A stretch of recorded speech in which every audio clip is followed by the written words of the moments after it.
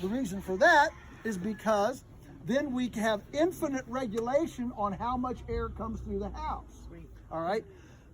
When it's amazing. Even when it's zero out here, zero, you can walk in that house as soon as the sun comes up. It's 70 degrees. I mean, they're just fantastic. The chickens are comfortable. Makes a comfortable place for us to work. We don't have to worry about frozen water. It automatically thaws the water. There's all sorts of cool benefits that accrue from a hoop house as opposed to a chicken barn or like a regular chicken house that's opaque. So that's the way they work. When we also have tables that are 4 feet tall. I'm not sure where there's some are, but anyway, occasionally we can put these 4 foot by 8 foot tables that we make with slats on them, and we can put a bunch of them together and you actually create a mezzanine. Well, that's a way to use the cubic footage instead of just the linear floor space, and then we can run pigs underneath and put all the fragile chicken stuff up on the mezzanine. The chickens jump up there, the pigs can't get up there. We can protect the nest boxes, the chicken feeders, waters, things like that. Have pig stuff on the floor, have rabbits to the side, so you have all this combination. So the way this works is, imagine you're a pathogen, you're a rabbit pathogen, okay? And you're in the rabbit and you come out in the poop, all right? And you hatch out, and you look over there, about a millimeter away, which is, a pretty far distance when you're a microorganism. And you spot this, your name is Henry, right? And you spot this hot chick, Matilda, over there. Woo! Another rabbit pathogen. Hey, Matilda, let's get together and make babies, all right? And so you get together, and you look over there, and there's a little knoll over there. You say, that's a nice place to build a house, set up housekeeping. So you and Matilda, you trudge over there. I mean, it's like 2 millimeters, but it takes a couple of years to get over there. In microbial life, a couple of years could be like 3 minutes, all right? And so you slog over there to this hill, and oh, Matilda, I'm so sorry. It's a chicken turd. That's toxic to us. We're gonna die. We can't make babies. We're gonna be done. And there's not time to go to another hill 2 millimeters away. Because your time clock, biological time clock, run out. You can't get there. And this is the real world of multi-speciated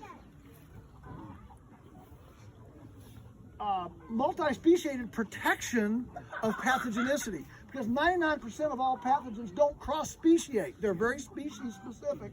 And so the other host is not only not a good host, but it's actually toxic. It's actually what's called a dead-end host for the pathogen of the other species.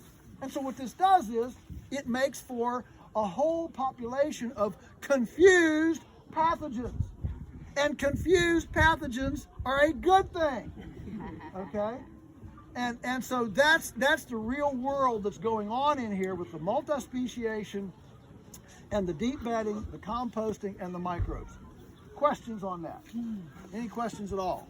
What's the bedding made out of? What's the bedding made out of? Thank you. The bedding can be anything carbonaceous, so anything brown, okay? But in general, as far as type, you want something that the chickens can move around. So we don't recommend straw, because straw mats together and then they can't actually move it around. Now, in the brooder house, we use wood shavings from like a cabinet shop that have the curl in them. They're real bouncy and fluffy.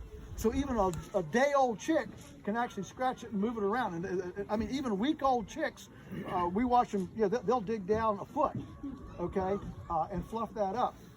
If you use wood chips like we use for here, the wood chips are too heavy for a little chick to move around. And so even within the chickens, if it's adult chicken, they can move around wood chips, that's fine. They're big and strong, they can get them. A little chick, not wood chips, wood shavings.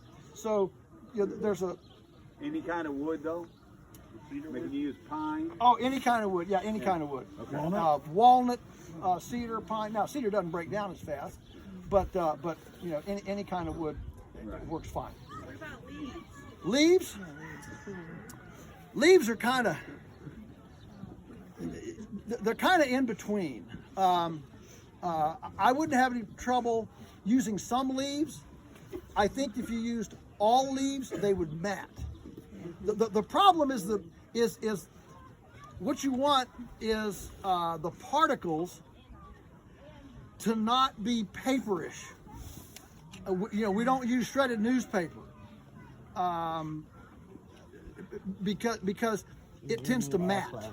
All right, and leaves kind of do the same thing. But a few leaves, you know, 30% leaves in with some chips or sawdust. Sawdust.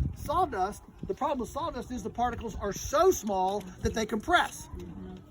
So there's a real, you know, this is a bit of an art, okay, to get the material that whatever animal is, it can actually move it around. Now, one of the things that we've done in the past is put a couple small pigs in a portable, a little like a little walking corral, you know, whatever.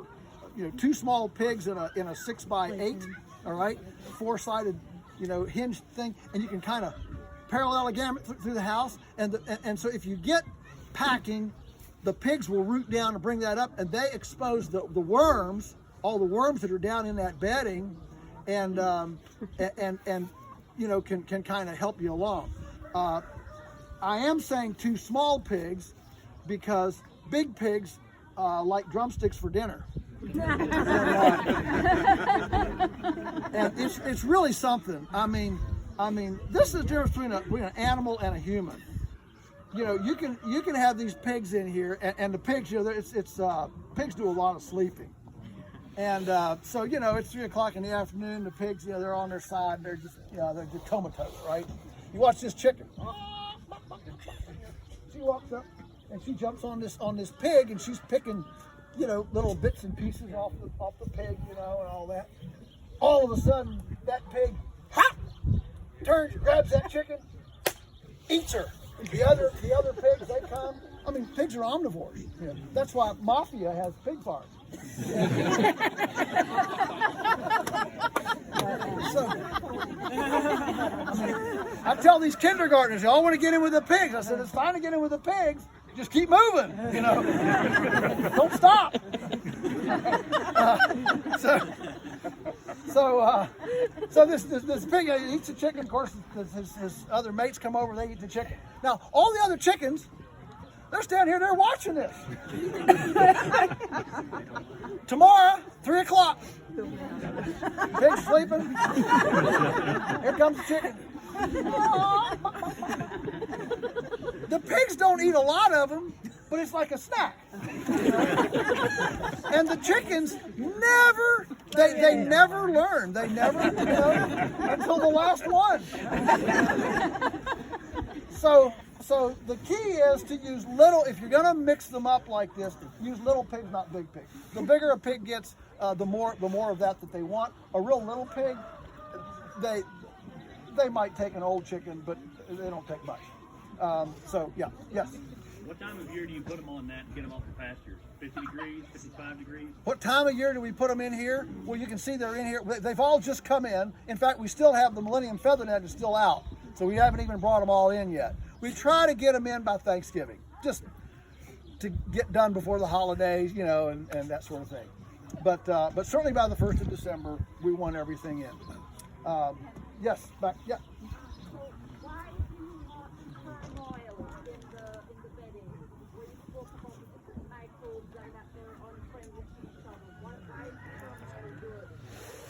Why do we want confused microbes?